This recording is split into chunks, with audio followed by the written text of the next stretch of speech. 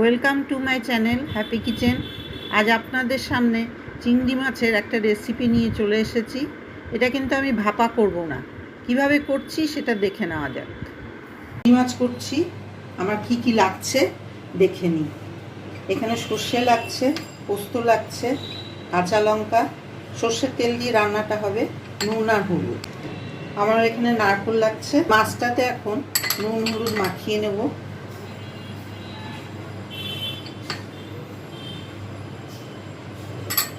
আমি এখন মশলাটা সর্ষে পোস্ত নারকেল দিয়ে পেস্ট করে নেব।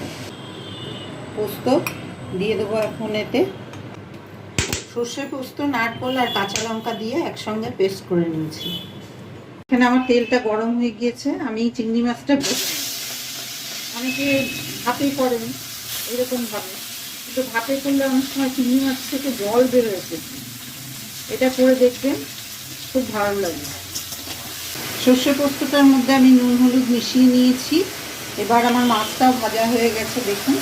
আমি এবার দিয়ে দেবো এটা।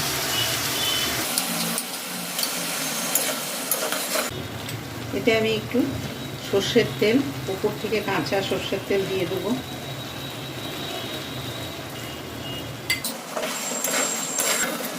আর একটুখানি শুকিয়ে গেলেই আমি এটা নামিয়ে ফেলবো।